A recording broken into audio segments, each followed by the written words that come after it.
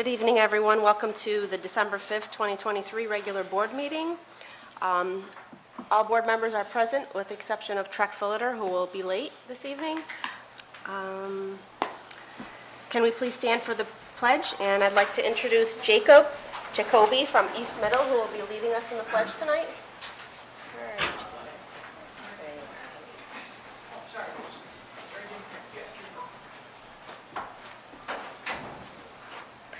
I pledge allegiance to the flag of the United States of America and to the republic for which it stands, one nation, under God, indivisible, with liberty and justice for all. Thank you. Thank you. Good job. All right, I'm going to turn it over to Dr. Raby for his superintendent's report. Evening, everyone. We are going to bring up the slide deck of the capital project. Considering that the capital project vote is coming up next Tuesday, I thought it would be a good point in time to review the presentation one more time, and included in this updated presentation are some FAQs, frequently asked questions, that have come about during the presentations that we've been doing at the PTAs, Mr. Thielen and myself, along with utilizing some of the responses or thoughts that have come out on the thought exchange. So again, if you have additional questions after this presentation or during this presentation, you can always utilize that QR code and submit those questions or thoughts to the thought exchange, and we can include them. We still have 2 more presentations to do with our PTAs, one tomorrow night here at West L, and then one at East Senior on Thursday. So we can populate those into the FAQ. So please feel free to utilize that thought exchange. So a little bit about our planning process. I remember I have to look over here. Since 2011, the West Seneca Central School District has consistently reviewed its facilities and the mechanical systems through a building condition survey, which is used to develop a future plan for facility improvements. The district utilizes a facility improvement team, or FIP, that meets with our architect to review the future plans and information collected during the building condition survey. The team then begins to look at the systems that require repair and or replacement, as well as the academic program needs of the district in order to develop items for a potential capital project. The West Seneca School community's input is always vital for the FIT to consider in its decision-making process, and after the FIT met multiple times over this past spring and summer to design the project, which was based on the input coupled with the remaining items left on our 5-year facility study list, a final proposal was developed. Once the project was sketched out, we made a presentation to the Board of Education in August. Now that it's finalized, the Board of Education took action on it on October 24th. We will then put it up for a school community vote next Tuesday, December 12th. This timeline would then allow us to package the project to be sent to SED in early 2024 with a potential approval in the fall of 2024. We can then take advantage, as we have in the past, of bidding the project in January of 2025. Bidding in January is always very favorable for schools, as we have the greatest potential of coming in under budget. Phase construction would start as soon as we have approval from SED and responsible bids have been accepted. So the capital project is designed with 3 propositions in mind. Proposition 1, which is the majority of the project, prioritizes a dry and safe environment in the district, and the scope includes replacing the roofs at Northwood Elementary and both high schools, which are either running out or currently out of warranty, upgrading security cameras at all the elementary schools, and then reconfiguring the parking lot at West Senior High School. If Proposition 1 is successful during the voting process, then the district can consider Proposition 2, and this includes theater upgrades at both East and West Senior High Schools, and improvements involve installing energy-efficient LED lighting, enhancing sound systems and speakers, and completely replacing the stage rigging system, which includes rigging, curtains, ropes, and weights, and it is focused on delivering modern and state-of-the-art facilities for the performing arts. Again, if Proposition 1 and Proposition 2 are successful, then the district can consider Proposition 3.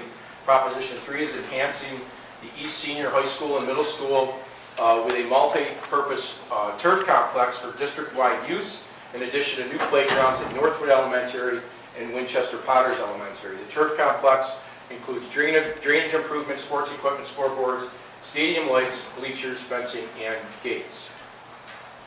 A little bit deeper dive into the propositions. Proposition 1, including the roofs. Again, this is at Northwood Elementary and the 2 high schools for a total of $15 million.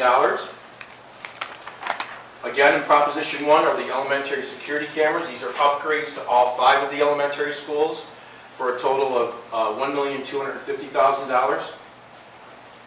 And finally, in Proposition 1 is the West Senior parking lot reconfiguration, and that is a total of $7,250,000. On to Proposition 2, these are the theater upgrades. This is both East and West Senior High Schools, and that would be a total of $4 million. Proposition 3, the baseball, softball turf complex in between East Senior and East Middle for a total of $10.5 million. And the playgrounds, both at Northwood Elementary and Winchester Potters Elementary. These are the 2 highest need playgrounds in the district for a total of $2 million. A little bit about funding, and again, our funding comes from New York State, building aid, our capital reserve, and then the local share. Cost of the full project is considered. We have multiple propositions. We consider the amount of the capital reserve. Our target is using $2.5 million. The capital project maximum aid ability for New York State for West Seneca is 0.76 or 76 cents on the dollar. And then we consider the impact on the local tax levy. Looking at this graphically, 76% of the funding would come from SED, 19% would come from the local share, and then 5% would come from our capital reserve. Looking again at each of the propositions and the funding, Proposition 1 is a total of $23.5 million, and again, that's the roofs, cameras, and parking lot. Proposition 2 are the theater upgrades for a total of $4 million, and Proposition 3 is the turf complex and playgrounds for a total of $12.5 million.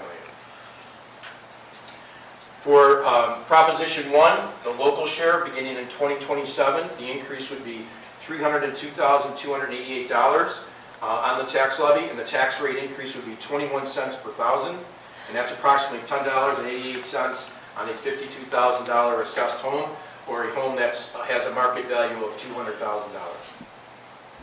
If Proposition 1 is supported, we consider Proposition 2, and the local share beginning in 2027 for Proposition 1 and 2 would increase to $351,000. Tax rate increase would be 24 cents per thousand, so that's approximately $12.65 on a $52,000 assessed home.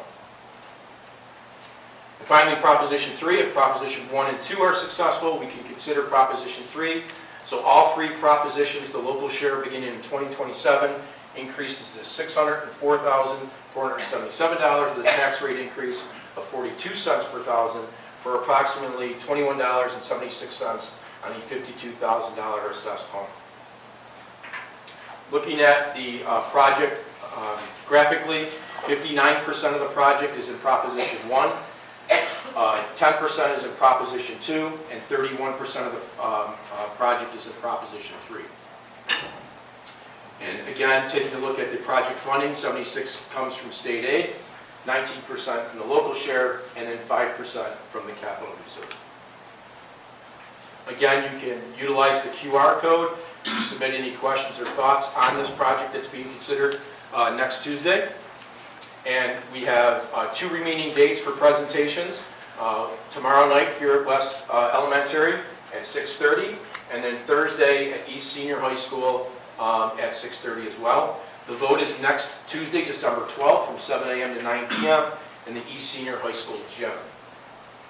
Some frequently asked questions, as I mentioned earlier on, that have been asked throughout the process. One of the questions that was up on the thought exchange is when will bathrooms be renovated? That is a priority. However, the cost of the bathrooms, we had to push that off until our next capital improvement project, which will hopefully be considered in the next 2 to 3 years. Why are only high school theaters being addressed? The high school theaters are the oldest and most utilized and are a higher priority. The remaining auditoriums will be evaluated and perhaps added to the list for the next capital improvement project. How old are the theaters? East Senior High School has original rigging, which is 54 years old. That's when the building was built. And the lighting and sound are 27 years old. Those were upgraded in '96. West Senior, that rigging is 74 years old, again original, And that lighting and sound was also upgraded in 1996, 27 years old. How old are the two playgrounds? Northwood Elementary, originally installed in 2006 at 17 years old. Winchester Potters Elementary was originally installed in 2015, but has limited and or useful equipment on that playground. And those two playgrounds are the highest priority across the district. How will a new turf complex be utilized, and what is the lifespan of turf? Currently, the use of the available softball and baseball fields are dependent on the weather. Last year alone, we lost home field advantage for half of our contests. In addition, the inability to use our current fields added to transportation and facility rental costs. These new turf fields will be utilized for all district teams and scheduled on a priority basis through the Director of Athletics office. And the typical lifespan of turf is 15 years. How old are the roofs? East Senior is 16 years old, West Senior is 15 years old, and Northwood Elementary is 20 years old. All roofs have a 20-year warranty and have had various repairs in recent years, which will begin to impact the operational budget. Will future redistricting plans affect the project? No, for now. Redistricting is being tabled and reevaluated. No matter what the determination may be in the future, the facilities still need to be renovated and kept up to date. Any questions from the board? I have a comment on number 4, Jeff. Just as a point of clarification, there is no baseball diamond at East, so it's not a matter of whether. They don't have a field. They don't have a field to practice on. They're It's off-site, like the fortunate. field they That's use. right. Yeah. So they're fortunate enough to be able to use veterans when it's available. Right. So the other question I would have that I think is fairly relevant, if we have roofs that are 16 and 15 years old, and it says that they have a 20-year warranty, why is it that we're paying for them to be repaired and replaced? I think that's a question that's come up from taxpayers. You mean the ones that are running out of warranty? Yes. Yeah, so they're running out of warranty. I believe there are some sections of the roof, smaller sections of the roof that may be older and out of warranty. That's where the repair money's coming from. These are the majority space of the large majority of the space of the roofs. Any other board members have comments or questions? I got my flyer in the mail today. You did? Yeah. Yes. Flyer should be Appreciate out. that Yep. going out, and Yep. I'm glad you waited till after the holidays. I think that was helpful, so people can focus on that now. Well, thank you to Stephanie Wright and Melissa and Rose. They worked very hard last Thursday, late into the night to get those out on Friday to the post office. So thank Okay. you, ladies. Anyone else have anything? I was going to say, well, as a parent of West Senior, it would be nice to have some of the upgrades because there's a lot of events that take place there. Parking in particular has been a concern for many of these events where we've gotten a lot of other districts coming in. And those theater spaces at both high schools, it's not just a matter of, theater students, band students, orchestra students, chorus students using them. We're using them for community events. They're being rented out. It would be nice to have them more state-of-the-art. And I'm going to go beyond nice. It's not nice, it's a necessity. You're looking at a parking lot that is in ill repair. The composition and construction of that layout creates havoc during any events trying to get in and out of there. You have games going on, you have balls flying in the parking lot. You have buses parked here and there. When you're trying to drop a child off in the morning, it's only because you have a fantastic SRO and a principal who are out in there making sure somebody doesn't get run down. That parking lot is an accident waiting to happen. Yep. I would have to agree with Vince. And that's why it's a Prop 1. I mean, you can't, that's not wouldn't it be nice if we'd have, no, it's not that. And, my feeling is that the way we structured the vote with the 3 different propositions is it plays recognition to this is an absolute must-have. Can we continue to survive without a baseball field? Sure. But where do we stand in comparison to other districts? We are so far behind. And people want to ask, why didn't that go into the last budget? Well, or the last capital improvement. Well, the last capital improvement was playing catch up from years of just negligence, in my my feeling, of not updating and keeping up. And now we're paying for that a little bit.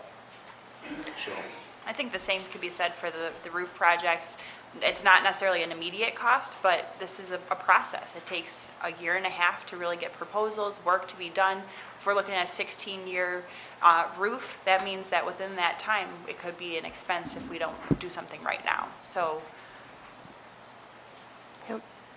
I'm sure, like, we could say if it was under warranty and we could get somebody else to pay for it, we We would. would. Right, correct. Right? Yep. You know, so. Correct. It's not like, Right. hey, we're not willing to fill out the paperwork. We would. The auditoriums are used in classrooms all day, it's correct. you know, and again, I look at roofs, and there's been instances over the years where a roof has leaked and ruined gymnasium floors, ruined, you know, classroom space. So by the time this is rolling, they'll be pretty much out of warranty, right? Like if you- Just about, well, Northwood's out, Northwood's out, yeah. but the other The other two will be pretty close after that. And then once these three are done, I believe all roofs will be completed throughout the district. And and is up to the newer warranty. technology that we're using on these roofs, is the warranty any longer typically, I don't- or? I don't believe so. Okay. I don't believe so. I think I it's just still know 20 it's the years. newer technology Yep. we're using, so hopefully there'll be less wear and tear. Yep. I just wanted to say one thing. I wanted to reiterate what Dr. Raby said. Regardless of redistricting efforts, which are tabled for now, these need to be done. These upgrades need to be continued, and hopefully that becomes a priority of this district moving forward, is to just keep our facilities up to date, safe. And it's very important because I'm going to move it over to Molly to finish it up. Go ahead. Yeah, I just wanted to say, as a mom and a taxpayer and a community member, I just feel that we invest in what we value. And I think we're all sitting on this board because we value our public schools. And our children have experienced wonderful things within these public school walls. And, it's important that we invest in what we value, and we value our kids, so. I'll go beyond that. I think it's an investment in our community, because Yeah. if the schools aren't up to snuff, then what is that? What happens to your property value? Yeah. So I don't plan on living here forever. In fact, I'm on the clock right now, and I'd like to get full value for my home. And I think that, having schools that have the proper facilities will help in that. The community. I agree with you. Great Yeah. schools make greater communities. So I feel like this board values that. And thank you, Dr. Raby, for all your hard work, for answering the questions, for getting out there. I feel that this board has been extremely transparent. And I just hope that, you reach out if you continue to have questions. But we have answered every question that we've received so far. So thank you again. Sure thing. Anyone else? No? Okay. I am going to skip the board president's report. Actually, I'll say one thing. Get out and vote, December 12th. Use your voice, use your vote. It's important to us. And I hope you all enjoy your holidays. And we'll move on to the student representatives report. So we have some students from West Senior here today. Yes, Ms. Banks, and Hi. hi. Are you alone, hon? Just me, yeah. It's just you? Yep, Yeah. you can do it right there. Okay. Thank you. All right, Mr. Brinker just told me to tell you guys what's going on at West. Yep. So first up, the cast for the musical should be coming out later this week. And both JV and varsity girls basketball won their tournament this last week, which I'm very proud of them. And also we have the winter concerts will be starting next week. We have the instrumental concert is the 12th, and the choral concert will be the 14th. Also, we have Key Club ran their canned food drive the week before Thanksgiving break, and they raised about 700 cans. I also have Key Club will be running their giving tree this year again. Should be coming up the next week or two. And that's about it. We have sports going on, boys basketball, girls basketball. They both have a game today. That's about it. All right. Thank you, Delaney. Just quick. Thank you. Go fast. Okay, we're going to move on to the public comment portion of our agenda.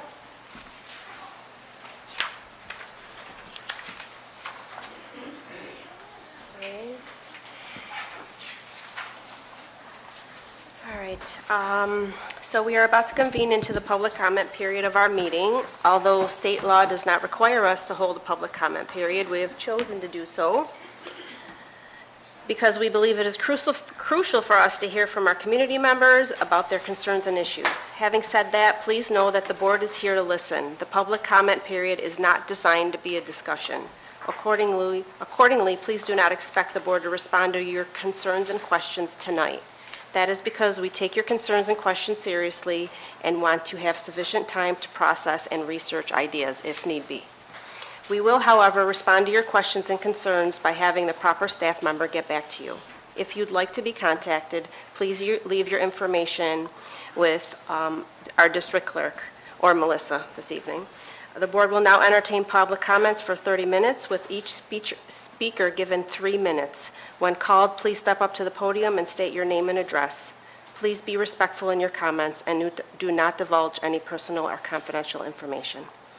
Are there any members in our audience signed up to speak tonight or would like to address the board tonight? You do not need to be signed up to do so.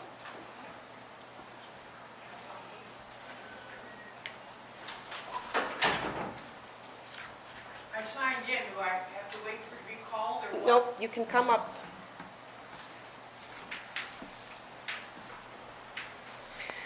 Just please state your name and address. Thank you. Thank you. My name is Beverly Lysing, Harwood Road, West Seneca. Okay. As a senior citizen, I was surprised to receive this brochure yesterday.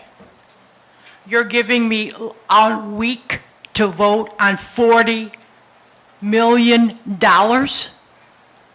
I can't believe that we are not informed other than this brochure, and you're talking about an enormous amount of money. On this brochure, you have the impact on homes that are registered at $52,000 due to a death that the assessor's office was closed today, because I don't know how many percentages of the homes in West Seneca are at $52,000. I live on Harwood off of Reserve, and there are new homes going in at very rapid rates. I'm sure they are more than $52,000 assessed. So I think this figure of $21.76 is way off the charts. I have a few comments. If you knew the roofs needed to be repaired before the 2022 report, why did you wait so long to report it? Was it because the budget was too unhappy in May? With the proposed increase for the next 15 years, I won't have to worry about it. I'm 81 years old. I'll be dead in 15 years, and the poor person that enters my home will be stuck with this bill. Most people, when they buy a house, consider the taxes that are going to be added to it. Every single year, the school budget has been increased. So you know it's not going to only be this $21.76, because every teacher and supervisor and whoever else gets a raise. So this is going to be very, very hard to come by. I'm sure businesses will think about other areas due to the rising cost of taxes in the West Seneca school system. Taxpayers of West Seneca have been very lucky to have the town board of West Seneca keep the taxes at a 0 increase for the last 4 years and only a 1.6 increase for 2024. I'd like to give each and every one of you my thanks for starting to make West Seneca a town that future and current residents will not be coming to or will be staying, and businesses will be avoided. You think that 7 days was enough time to explain the need for these votes for capital improvements? Are you sure that every West Seneca voter is informed on these proposals? Most voters know that the school board and propositions for expenses were voted on in May as the school board budget was approved. As an extensive West Seneca Cares promoter, because I am the executive director of West Seneca Cares, I think that this Board of Education, elected as it has lost their focus on what needs to be done to protect our children in the schools. They attend, not the taxpayers, $40 million. Nobody wants to see the children in an area where they're not safe or where recreation isn't available. I'm sure that many of you on this board were not there many years ago, but why haven't you all made an effort to get this done prior to this enormous amount of money?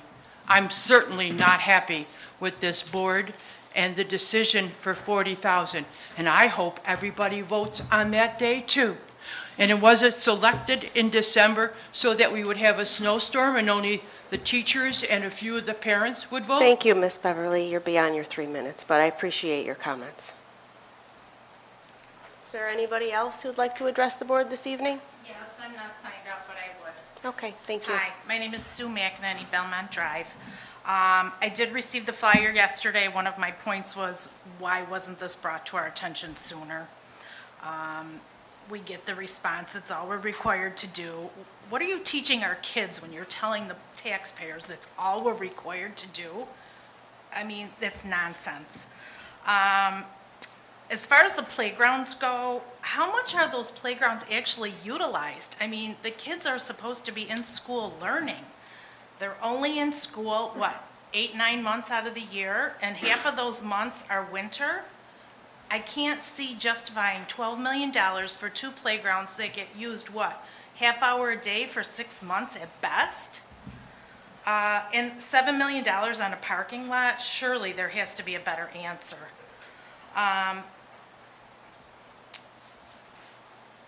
The biggest problem I have is absolutely none of these things that you're asking us to pay for have to do with academics. Nothing. The way our ratings are, our school system ratings are now, I don't understand why you don't put more money towards academics as opposed to, I don't know, you say everything's necessary, but I would think that education and getting our numbers up would be a little more necessary than spending this kind of money on playgrounds that are hardly utilized. I mean, I get your roofs, I'll give you that, but the rest of the stuff, it's just nonsense. Thank you. Is anybody else interested in addressing the board? All right, we will close public comment. Thank you.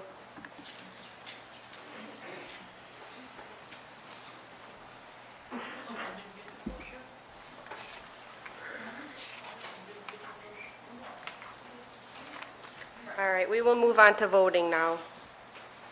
Actually, no, we will not. We will not do that. We will move on to... Yeah, no. All right. We're going to move on to our presentation. So I'm going to turn it over to Dr. Raby again and Mr. Thiel to present on our budget development. Good afternoon again, or good evening again. Sticking with the theme, we're talking about a different budget, different process to go through all the way through May. Tonight is your first presentation, and we'll be here every month updating you on the budget development process. To start with, we wanted to talk about the initial items and for the budget development, and that's the calendar, which you will approve tonight. Some key milestones in that process is the distribution of per student allocations to the building, which is happening this month. Meetings with department heads are underway. State aid revenue outlined by the governor will come to us in January. Tax cap calculation discussion and submission will happen in February. The first draft will happen in the beginning of March of the budget. Second draft of the budget will come to you at the end of March, and then the adoption will take place in April. And the budget hearing and vote will take place in May. The 23-24 fund balance plan, again, it is on your agenda for approval tonight. We reviewed that last month. I wanted to go over each one of your proposed district budget goals. First one is to provide a staffing plan supplemented by support services, supplies, and contractual appropriations focused on the instructional goals of the district. And this is to continue development of a K-12 written district curriculum across the disciplines through a dedicated curriculum review process, which includes a needs assessment that informs revisions. Particular focus on reading and writing at the elementary grade levels with addition of the benchmark advanced curriculum, as well as the consistent use of progress monitoring through the new iReady system. Implement the IXL and MAP combination at middle schools and analyze results to inform teaching and learning. Work to make uniform the practices and processes that are consistent with the new MTSS framework district-wide. Evaluate the current system for modification where needed to ensure consistency across the district and equity for our students. Enhance a culture of rigor by increasing honors courses, advanced placement, and articulation agreements with local higher education institutions at the secondary level. Emphasizing the importance of college and career readiness by offering equal and free access to PSAT, SAT, and AP examinations for students. Build academic pathways to meet students' needs and interest to graduate students for college and career readiness. Pilot the individual arts assessment pathway for students in the arts for 23-24 school year. Continue seal of biliteracy and seal of civic readiness offerings for our high school students, and continue to build systems to strengthen the social emotional development of all students. Second one is provide facilities, transportation, technology services that are safe, well maintained, and conducive to the activities of the district, supported by adequate funding for maintenance and improvement and staff to achieve results.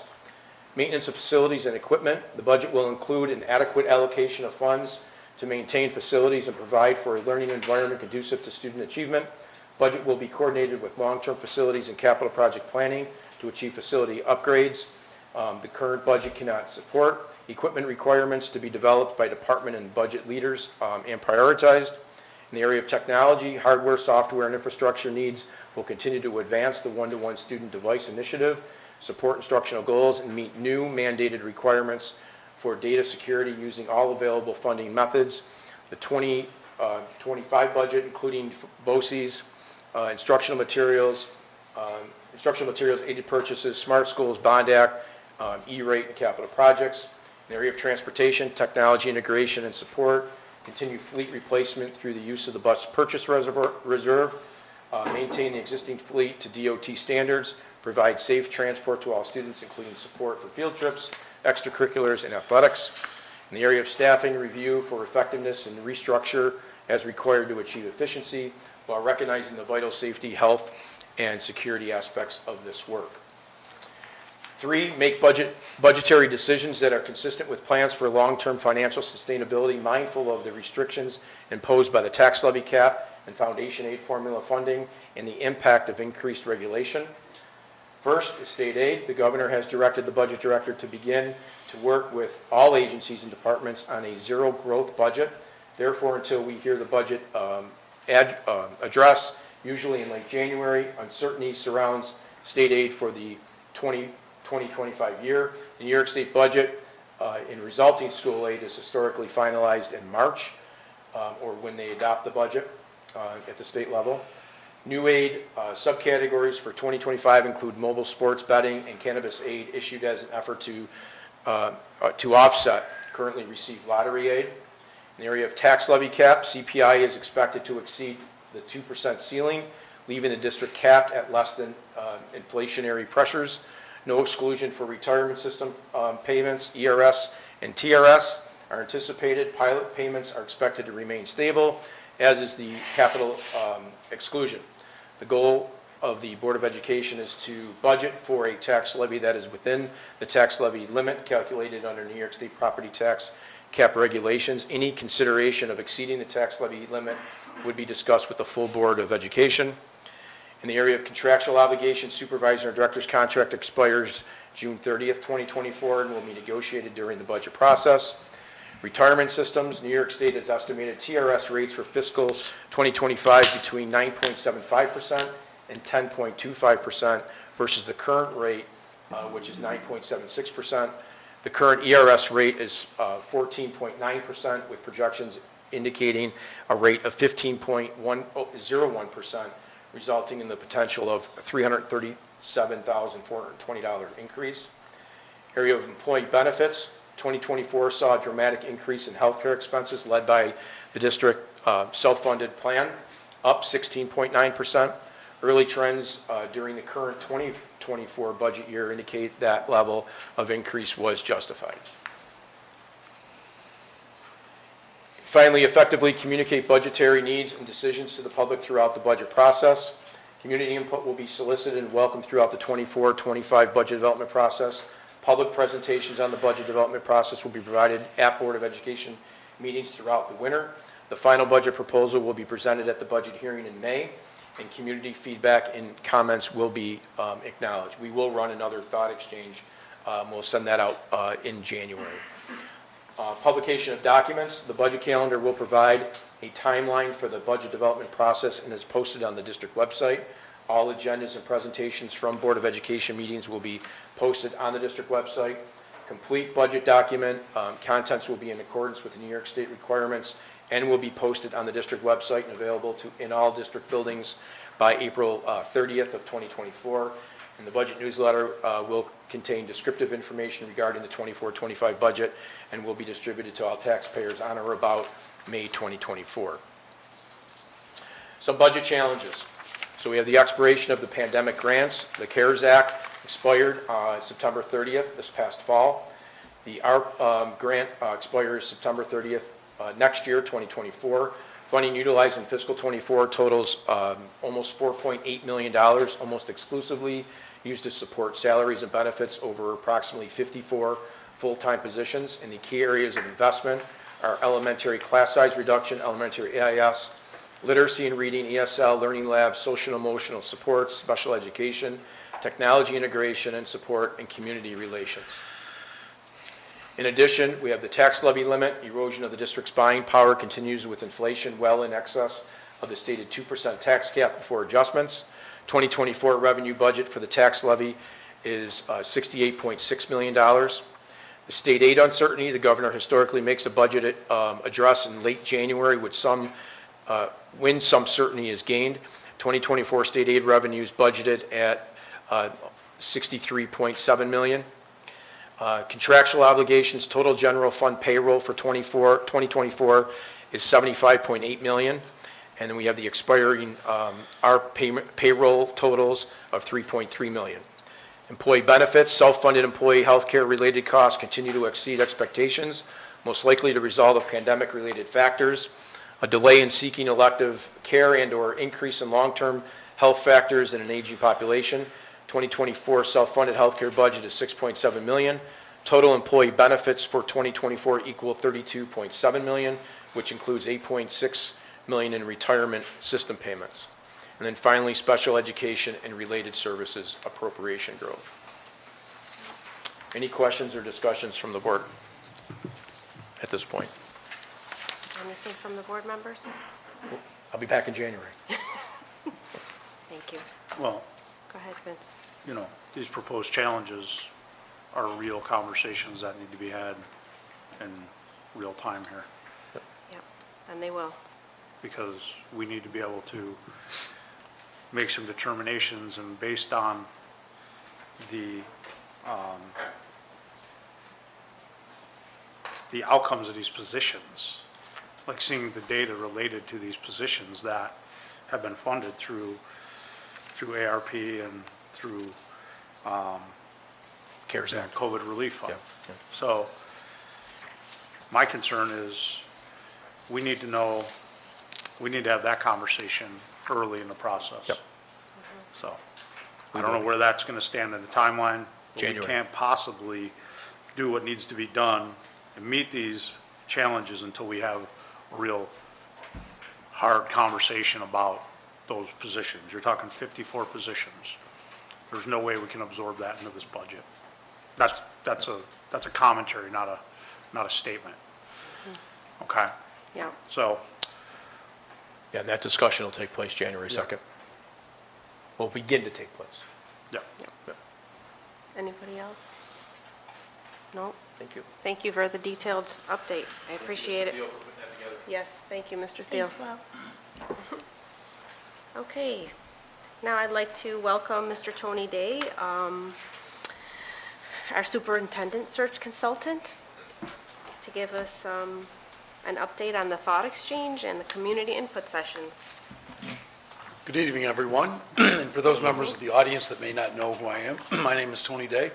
I'm the Executive Director of the Western New York Educational Service Council, and we're working alongside to support the Board of Education in their search for the next superintendent of schools. Key part of the process is to lay out and create a profile of the desired leader of the district. And to do that, it's a very important part of the process to seek input from community members about what are those desired experiences, knowledge and skill sets, and personal qualities that the community would seek to inform the board as they create a candidate profile that they would use as the basis of making a decision of who that next superintendent would be. So as part of that process, we, the Service Council, worked alongside with the district, and we put out a thought exchange asking people what they felt were the important traits. And once we had those traits in that summary report, we then sought to have conversations with lots of members of our community, and we're really not done having those conversations, to help give us more background, elaboration, what's the story behind what the thought exchange says, so that I can provide you as board members the very best information about what the community is thinking in this process. The thought exchange, 354 different people responded and offered 280 thoughts that were then commented upon, and there were 6,818 ratings. You can see that parents and guardians were the primary, the largest single group at 169, with community members 13 more, 182. Staff members totaled approximately 120 folks. When you look at participation by district, by different parts of the district, you'll see that West and East is fairly proportionately represented in the thought exchange. Sometimes you'll notice that when you have elementary, the thought exchange allows you to weigh in twice. So if you have a student at Allendale and the middle school, you get 2. So the western part of the district, those schools there's more elementary schools, and therefore they may skews the numbers. But it ends up being about 45%, which is about what the district is representative-wise. So in bringing up the results, I wanted to start very quickly with the things that the people that completed the thought exchange there wasn't a great consensus that it was important. The first thing is residency. And you'll notice that when asked how important is it the new superintendent live in the district, 36% of the participants said it was important or very important. 42% felt it was not important at all. In terms of, this is where there was a difference from different elements of the community. The community, parents in the community, about almost exactly half of the residents felt residency was important, and from the staff, it was a much lower result. In some of our conversations, the question was, what's more important is to get the very best person, not necessarily that they live in the district. It would be good if they would live in the district, but it's more important to get the right person. In terms of educational preparation, 28% felt it was important for the superintendent to have a doctorate, some sort of advanced preparation. About 28% felt it was important or very important. 43% felt it was not important. That number was fairly consistent amongst the different groups. Administrators were the lowest group at 14%. The staff and community were about 29% each. There was some thought that having a doctorate represents a level of preparation, a level of credibility, a level of commitment to their craft. But in the end, even some of those people said it was more important to get the right person than someone that has the doctorate in place. Past there, though, what the thought exchange really says is what is important. And Whenever we use thought exchange, it takes and creates a word cloud, and I'm assuming many people are familiar with the word cloud, but the bigger the word, the more times it's mentioned. And so these are all, what the program does is kind of combine them all, and you can see right at the heart, communication, skills, leadership, tough and strong. And I would say that that's a fairly accurate representation of some of the feedback that we got throughout the process from the thought exchange and in conversations that we had afterwards. These are the big themes that emerged from the thought exchange. These categories, when we took all the thoughts that were put in, and they were categorized, especially by not just the fact that somebody posted it, but how many people commented upon it, and how many of them said it was a 5, very important. It weighs that, and these are the categories that come out. Leadership, and that's a very broad definition. We talk, there's a lot of people that have a lot of different nuances on leadership, and we'll kind of work through that in a second. Experience was a critical factor. Decision making, and I would add decisiveness as being married. How do we make decisions, and then what do we do once we make them? Approachability and communication was an important piece, along with being open-minded and collaborative. And then there was a key piece that felt that the person should be an instructional leader, not necessarily doing the work of leading instruction, but knowledgeable and having a vision for what it could be to help shepherd that process. And clearly amongst parents in the community, redistricting was a focus of their conversation, of their comments, tied very closely to what's the role of the superintendent in leading this process. So when we looked at the first theme of leadership, the participants, they really viewed it as a quality that requires very strong decision-making, strong communication, and collaboration skills. And that experience with diverse situations and populations came out in different fashions, meaning that whoever the superintendent is has to have a broad enough knowledge base, not to do the work, but to be able to monitor it, ask questions, and ensure that they can report, they know what's happening, can report to you as a Board of Education. Also, recognizing that the community of West Seneca is seeing shifts demographically in some of the population, and that somebody would have a great experience and understanding about how to work with different groups of people and recognize that there are many different perspectives on any one issue that might take place here in the district. And another piece that really stood out was this idea of having a passion for education, being in the job and being passionate for it. And it was a quality that was not easily defined, but it was out there as something that it really was like so much of the superintendent's role has to be here, but let's not miss this part. We oftentimes, in my previous role, we worked with a professional developer. They talked about a company called Thoughtful Education. And Thoughtful Education was this idea that thoughtful is 2 parts. There's this part, but there's this part. And you can't lose sight of the match of these 2 things, and the superintendent has to be able to balance those 2 pieces.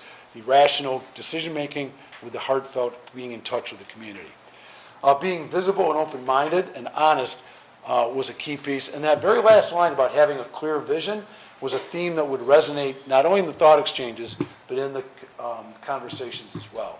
I won't read you every one of these thoughts. These are the most hit thoughts screenshot from the program. So they weren't edited in any way. These are the comments that got the most comments and the strongest comments. And the key pieces are leadership and communication. And one of the things you'll notice, some of the comments in one category cross over into others.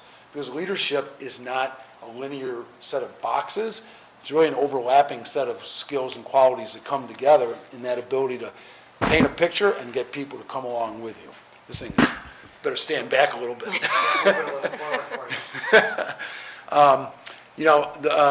So having one of the key pieces, this is a big district. It's got a lot of big lifts. We need somebody that's ready to take that on. And the knowledge and personality to see all sides of an issue and then make decisions and act in a clear way. So there's consistency and fairness. And that's someone that will look to try and seek the input of people in the process before decisions are made rather than just reporting afterwards. A key piece in the decision-making process in one angle is having a vision for where the district wants to go, getting people to come along with them and together create a vision that will become the basis for making decisions.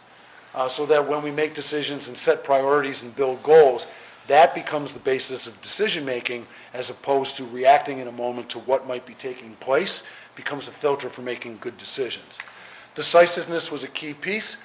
And essentially what this is saying is once a decision is made, make a good decision, and then you got to have the strength to be able to take what was some comments called take the bullet, right? Be able to stand up and support the decision even when opposition may come, and not being able to back off the decision before it gets a chance to work its way through. And so you see that in different ways, being able to give people news that they may not want to hear. Not every decision will make everybody happy. And that was a piece that kind of rang true throughout all of the different pieces of feedback. Communication was an important piece, an important part of leadership. One of the clear ideas, that one in the upper left, clear, strong, good communication creates clear purpose and clear expectations. Nobody can meet an expectation that they don't know, and it's the job of the superintendent to be able to communicate those pieces. Communicating that vision for people, to be the messenger, but also to have a message and be able to communicate it clearly. But there's another part of communication, that part coming back. It isn't just reporting out, but taking in. And that's an important part of that role, is to be able to get input from people and look for what they have to say, and then being transparent along the way. Those are all very important facets when it comes to communication. Visibility was a theme that rang throughout a lot of the comments. You see in that lower right-hand side, the idea of strong visibility in the community. People want to see their superintendent. They want the superintendent to be able to see what's going on and be vested in their school community. Being open-minded and collaborative is another trait that came out in the thought exchange. It's that one of the pieces is, first of all, we do things that are in the best interest of kids. And then along the way, there was a comment that was made that I thought was really key, and it didn't show up as the most pressed, but it said, have the humility to recognize that you may not always have the best ideas. And that sometimes other people could have an idea, and how do we have systems in place to gather that information, to hear about it in the decision-making process, not to be afterwards. And then, it talks about being open to actually hearing new ideas, and that was really from parents and from the staff as well.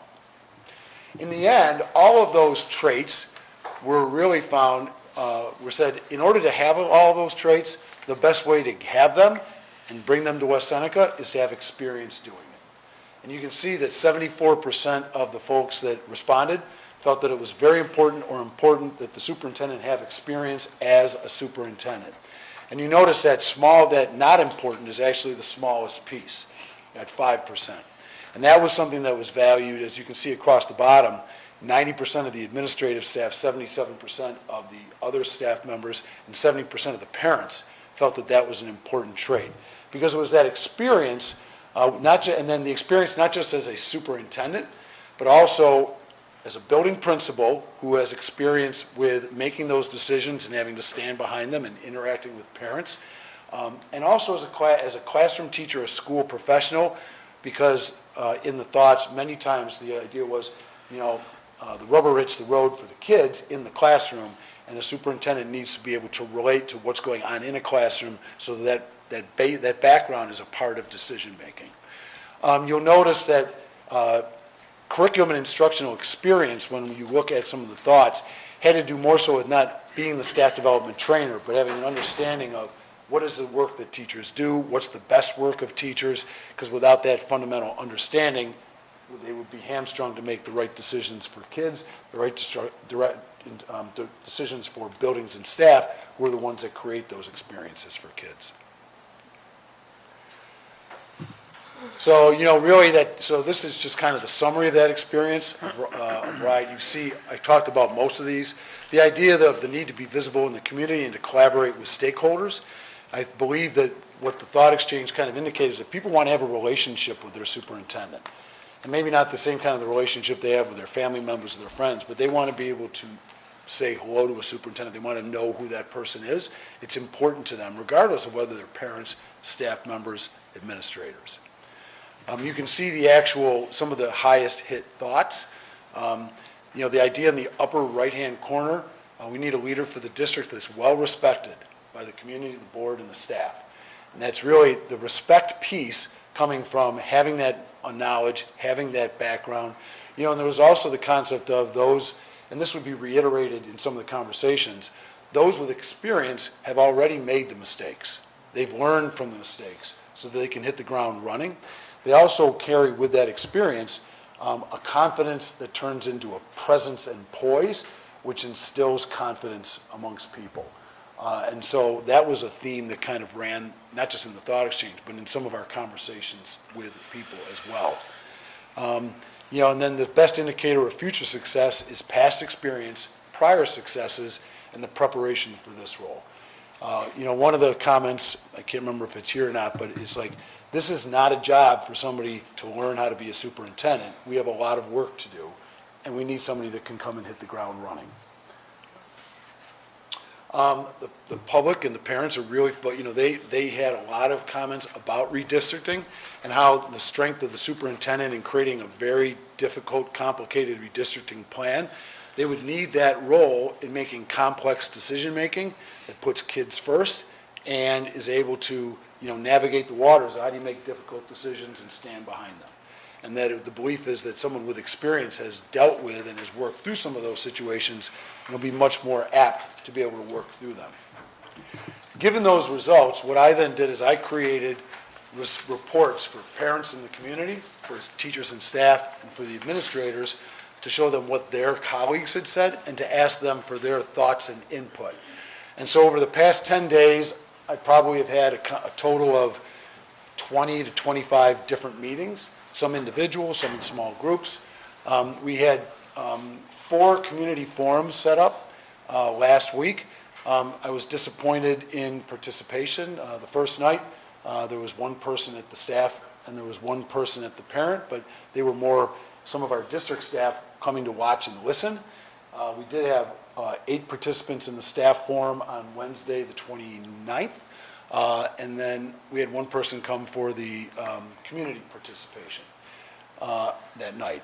So I'm disappointed in the numbers, but let me tell you this. The conversation that I was able to have with the 8 staff members was really rich. I mean, in some ways it was better to not have 40 people because you couldn't get the kind of level of dialogue that we got at that session. And what I will tell you is that, and I prepared a kind of a summary report for Mrs. Gates, and I don't know if you'll get a chance to share it with them. But the themes that emerged from that conversation were very consistent with the themes from the thought exchange and the themes from the other discussion. And that's one thing I think you should, when you see some of these ideas that I'll talk about in a second, these didn't matter who I was speaking with or what I was reading, these themes emerged pretty consistently. So as a result of all of those conversations, I took the thought exchange ideas, added the elaborations, and came up with what I think is a list of what would be a fairly representative consensus of what people are seeking, the feedback that we're getting. That if you're an experienced superintendent with principal and classroom experience, you bring confidence, competence, and presence to the role, which in turn inspires confidence. You possess the leadership skills to engage in a number of big lifts that need to be addressed from day one. Capital project, redistricting, there's a host of other items that people are, and staffing to meet changing demographics, budget. Those are all lifts that have to be done, and it felt someone with strong leadership skills will be able to address that more clearly. This idea of being able to set a vision, there was a consistent in the conversation was a desire to have a long-range plan that really provided as a guidepost, that you could change the guideposts along the way, but there's still become the basis of making decisions with short and long-term goals, and then the superintendent with the communication skills to effectively communicate it to the school community, the administrative team, teachers and staff. It's a challenge. The larger the district, it becomes more and more difficult, the more people, but that's why someone has to be thoughtful about all the different mechanisms for communication, both expressively going out and receptively coming back. They can make decisions based on clear criterion driven from that vision and supported by appropriate data. Rather than being reactive in decision-making, responding to what's going on in a moment, being able to make decisions informed by the short term but also guided by the long term. And there was a theme that ran kind of around throughout the conversations that the district has been kind of reacting to situations and making decisions and losing sight kind of a long term, and they they would think a vision would help serve as the guidepost in that process. Systems and processes to accomplish necessary work was a key piece. Like, how do we do whatever it might be? Like, when I saw the goals for the community, the goals for instructional goals, and one of them was consistent systems and processes for the MTSS system, that's what people are looking for, and they're looking for more of it. How do we do things? And they did say some are going better than others, but more consistently, while that work is going on, that would be helpful. Knowing what decisions require input and consensus, and which decisions need to be made by him or her, and deciding which way you're going to go, and then making a decision. That was a theme that kind of emerged. A lot of the people would say, sometimes I don't care whether we get input or not, but make a decision and help me. And the key part is why. Help me understand why we're doing what we're doing. That was a theme that emerged quite a bit. That they've lived as the buck stops here person, capable of making those decisions, what's best for kids, and then the strength of character to stand by them. And then has the breadth of knowledge to understand the work that needs to be accomplished, and the experience of being a superintendent, providing that experience to lead the administrative team in carrying it out. The superintendent doesn't necessarily do the work. They don't do a lot of the work, but they have to shepherd a team effort who then shepherds more teams to move the district, get that work done. And then this was a line that was given to me in one of the conversations. I thought it was a good line. The superintendent, a really strong superintendent, the right person will be able to really foster a sense of coherence that would create a school district rather than a district of schools. The concept of silos. Silo was a word that came up, didn't matter what conversation, and saying how do we get that proper balance of autonomy in the site, but coherence in the district? How do we get that loose tight? What's that proper balance? It's a challenge, but somebody being able to pull that off so there's a West Seneca school district, not 9 different school sites. And a piece that I know was in here, but I think I skipped over it. The ability to make decisions based on data was a theme that rang true. And what data do we have, and why are we doing what we're doing, and what does the data say we should be doing? Irrelevant to where we're trying to get to. That's why the goals, in the conversations, the goals were important. Is we gather, if we're looking for this goal, what data helps us tell where we're going.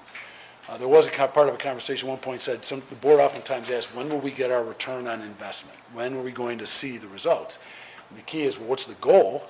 What's the measure of the goal? And that's the data that you need to look at, and then you use that information to make decisions. So those are all, it sounds like a lot, but people with experience will grow and learn. In my experience, the superintendent I was at the end of my career was different than the superintendent I was in the beginning of my career. An experienced person will bring, I think, a lot, but I think that's really kind of the big basis of what the community is offering. We're slated to get together on the 20th of December for our first really big meeting, and a key part of that meeting is to establish this profile, of the desired superintendent. And that's what are the qualifications, what are those experiences, what knowledge do they have, and what personal traits do they have. And I think this could provide you a good basis to incorporate that feedback and take it with you. So I tried to do that in an expedited fashion. We can take some more time to explore that on the 20th, but is there any question you might have, any comment or thought that I might be able to help you with? No, not from me. And the board seems satisfied too, so thank you so much. Yeah, Excellent I data. just want to say, I will tell you that I also asked, what is it that people, because I did tell some, in the conversation, I said there's 2 audiences, honestly. One of the biggest audiences is the Board of Education. But I also have to work with prospective candidates. And they're going to ask, tell me about West Seneca. One of the questions I asked is, what do I want to tell them? Like, what are you proud of? Why do you want to come here? And so I think it's important for you to know, some of the ideas that emerged were the district is showing a willingness to do some significant investment in our facilities because it's needed and it's appreciated. The district has some pieces in place that have been longstanding and strong pieces for kids, and they're added to the academy structure, but with the seals of biliteracy and civic readiness, trying to provide pathways for kids. We're proud of that. And what I think people are really proud of is the heartfelt belief that people here work for kids, that they're willing to work, they're willing to dig their feet in, and they're willing to do what's necessary to help children. And that was a pretty impressive theme. And as I walked around buildings, it was really impressive number of kids that knew their administrators and how passionate people were. And I know people, kind of gave me a lot of their time, and I really appreciate it, but it was a great week in the district, and, I think you should feel very good about the people that are out there and the potential that I think exists here for whoever wants to take the seat. Thank you so much. Thanks, Thank everybody. I you. look forward to seeing you on the 20th. Yep, thank you, Mr. Day. Okay.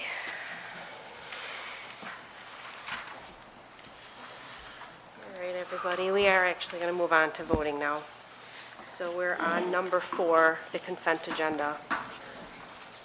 The consent agenda includes items 5 through 8. So I believe you've all looked it over, but if I can have a motion to approve 5 through 8. I'll motion Oh, to you approve motion? 5 through 8. Thank you, Laura. May I have a Sarah is the second. No discussion on consent, so all in favor? Aye. All right, no opposed, no abstentions, passes 6-0. Okay. We are on number 9. Actually, I am going to defer to, is Miss Erin Farley here? John, Dr. Savone. Yes, I'll start with you. We'll change plans, but Okay, no problem. I'd just like to take a minute. We have a few people in attendance that were appointed tonight for a new position or receiving tenure, which is a big aspect of their job as an educator. So I'll start with Ms. Farley for our first introduction. She is Assistant Principal at East Middle. Good evening, everyone. On behalf of East Middle, I just want to congratulate Lauren Smith, our E&L teacher, on tenure. She works extremely hard daily with our E&L students, collaborates with almost every single teacher in our building to make sure that the needs of our E&L students are met, creates a trusting partnership with the families that are not only new to our district, but most oftentimes new to the country. And then most importantly, making sure that our E&L students are valued and are a part of our East Middle community. So congratulations, Lauren. Congratulations. We also have a social studies appointment for probationary position. Mr. Dowell, would you like to make a brief introduction as our Director of Social? I want to introduce Cassandra Cassani to you. Cassandra comes to us with charter school experience for many years, and I think I've interviewed you 3 times now because she has helped out in a long-term sub position. And so we're very excited to have her in the probationary position to join our team. Passion for kids, everything Mr. Day was talking about, and we're just very excited to have her on the team. Welcome, thank you. The only other person on my list is Emily King. Emily, are you here? Okay. Did I miss anyone? Well, there are others that I know are watching as well that have been appointed, so congratulations to all those being appointed and reaching milestones. Thank you. Thank you, Dr. Savoni. Okay, we'll move on to number 9. Can I have a motion for 9A, please? I'd like to make a motion to approve 9A. Thank you, Ed. May I have a second? I'll second. Molly seconds. Are there any questions? Is there any discussion? I'm creating a classified position. We're all aware about this. Yep. Okay, good. Yeah, I have a question. Go ahead, Vince. Is there a salary associated with this? Is that unestablished? I believe there is no budgetary impact. No budget, yeah, there's no, it's a 0 impact on the budget. Okay, thank you. You're welcome. Any other questions? Nope. Okay, moving on to vote. Yes, do you have one, Ed? No? All right, moving on to voting. All in favor? Aye. No opposed, no abstentions, passes 6-0. Thank you. All right, we're going to move on to 10A, Policy 7313, the suspension of students. So I had given you all a heads up about this. We have some policy changes to this to change how appeals are handled. So normally with policy changes, we have a first and a second reading, but if all are comfortable, we can make a motion to waive those and then make a motion to vote. So I'll leave it to you. Would anyone like to make a I'll motion make to? a motion. Okay. We've covered a lot of this. Yep. I'll second. Okay, so I have a motion from Vince to waive the first and second reading. I have a second from Laura. Are there any questions or discussion? Nope. All in favor? Aye. Okay, passes 6-0. Now may I have a motion to approve the policy changes? I'll make the motion. May I have a second? I'll second. Okay. Are there any questions or discussion again? No? Okay, all in favor? Aye. Thank you, passes 6-0. Okay, so then I would like to combine 10B through 10F. And I'll give you a moment to look over those items, the budget calendar, the fund balance plan, disposition of buses, a couple of contracts. And when you are ready, I'll accept your motion.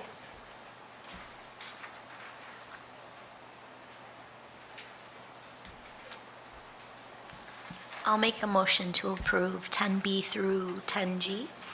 F. Oh, F, sorry.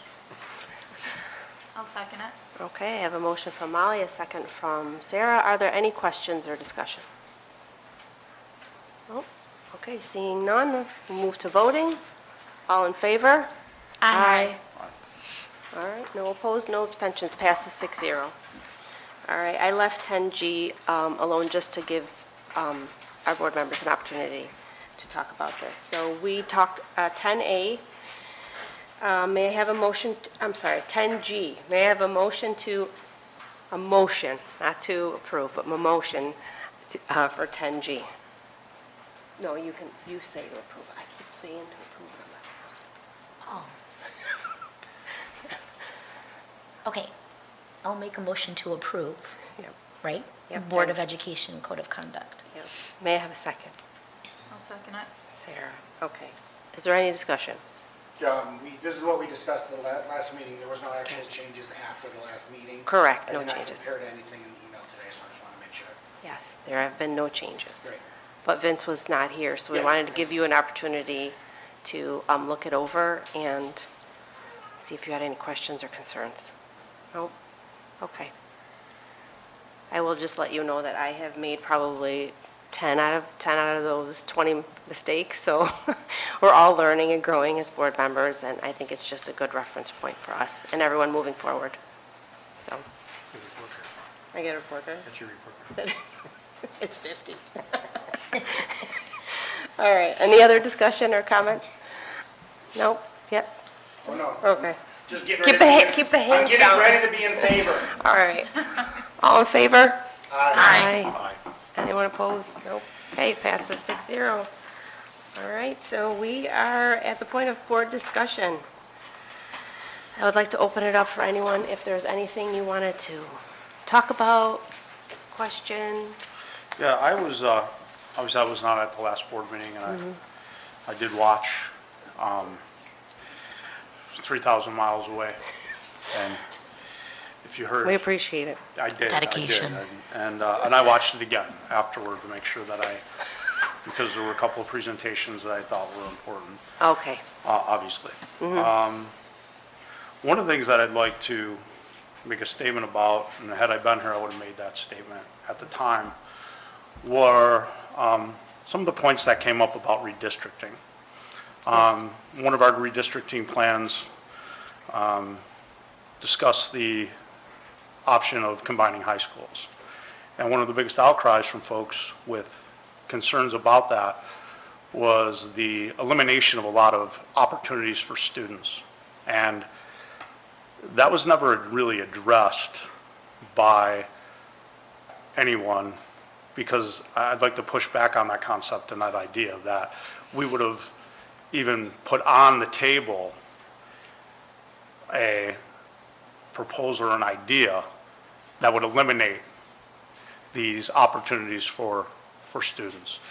Because in fact, there would have been just as many, if not more opportunity for students. And I'll give you an example. So our current configuration, we have a middle school, we have 7th and 8th grade modified teams, correct? So on those modified teams, you have about 15 players. I'll use basketball for an example. It's a nice So you have about 15 players, and maybe 5 of those players are 7th graders. Now, those 7th graders see very little, if any, time in a modified game, just the reality of it.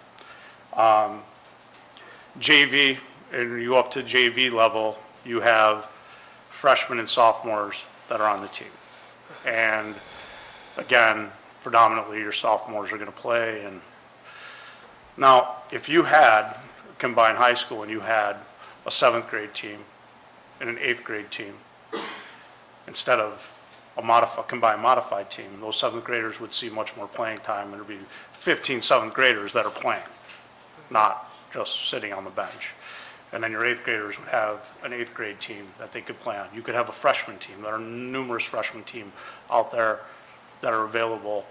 The only place that you would, athletically, that you would see a more competitive and maybe a reduction in opportunity might be at the varsity level, at the most competitive level. I also think that the idea that music would be impacted and that, only half of the kids would be able to be in a musical, I think that's a misnomer as well. So I think there's a number of different ideas that would have been put forward to accommodate and make sure that all students had the same opportunity. So I just think that there needs to be better communication. I think that sometimes, and we could use tonight, the capital improvement project, there are numerous misnomers and false narratives that get spread, and we don't address them. We didn't have the ability to, in the general budget, to fix roofs. That would make no sense. We are getting 76 cents on the dollar on things that we're doing in the capital budget. That's why we're doing it that way. That's why we didn't fix them 5 years ago, when we knew that they were starting to, because this is the process and this is the time. And I think we just need to do a better job of explaining things to people. I think that we need to do a better job of informing people of things, not a week before, because I understand why people would be upset if they haven't heard about this.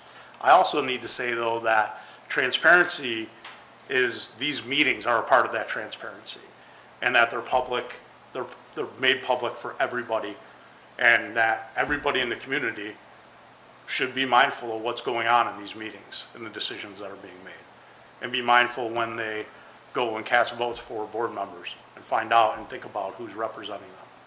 So,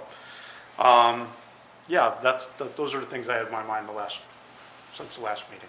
Thank I you just wanted to get them out. Thank you. Thank you for sharing your thoughts. Does anyone else have anything? No? I wanted to thank the students that contributed the gifts for us for last month. Being able to go home and kind of really look through those, I really enjoyed some of the cards and notes that were included. And anytime you get a little personalized school gift, I think those are nice things. And I also want to give the schools credit, getting to see some of the ways that they're supporting their communities, hearing about like the food drive that was done at West Senior, getting to see some of that at the elementary level as well. It's been really nice to see that it's not just about the community supporting the schools, but it's the schools supporting the community too. Thank you. Yeah, I just want to add to that, reading those cards was like the best 45 minutes of my life, probably in the last 7 months. Those were great. I don't know, were they all addressed to different people? Like, did we? Some of them Yeah. were.